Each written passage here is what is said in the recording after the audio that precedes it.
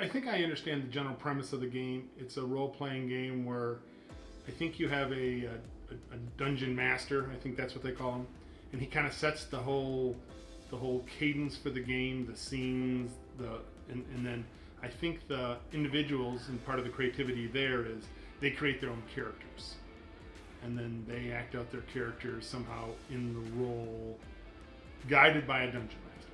That's what I know. I think it's kind of easy to pick a historical event or something like witchcraft, sorcery back in the 70s and 80s and say that that time is the reason why something today is happening the way it is.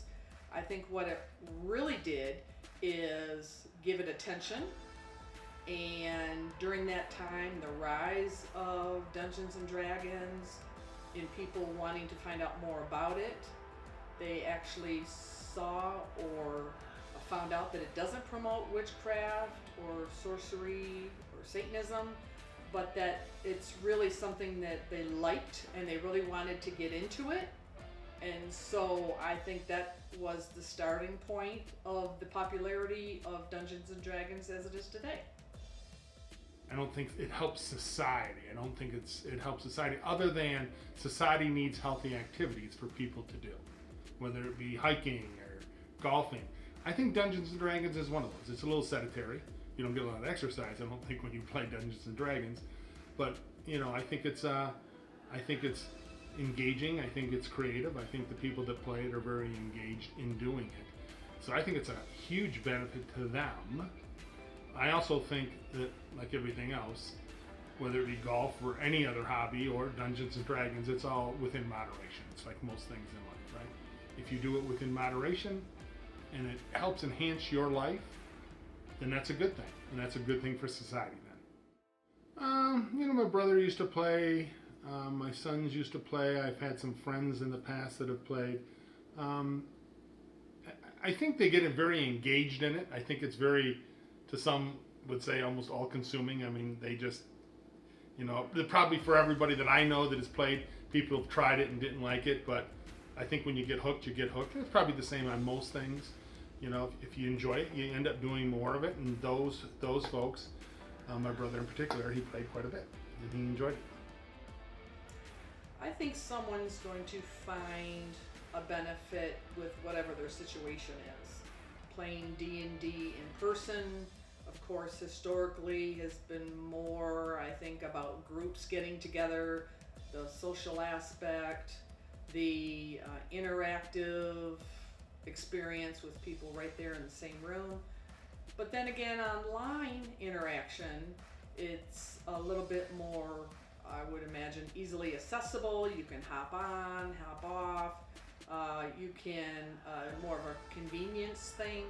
If you have a laptop and you have a few minutes to spare or want to chat in a group or whatever, then that would be a benefit as well. So there are going to be people who like online. There are going to be people who do both, or any way they can to stay involved in the game.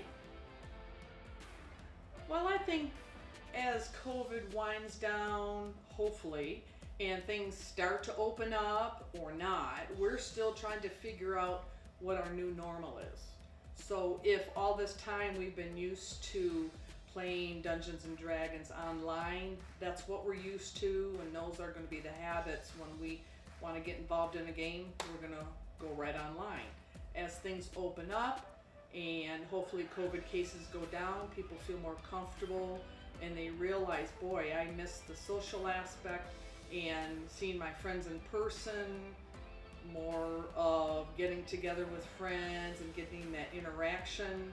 I think with the new normal, I think people are going to divide their time between online and in person as a genre to have options of how they wish to play the game. A good friend of mine had once said that we are all genetically predisposed to be storytellers. And Dungeons and Dragons allows us to be that. It's a form of creative expression that through teamwork, friendship, and just general having fun in one of the most chaotic and interesting ways allows us to craft our own tales of mystery and adventure.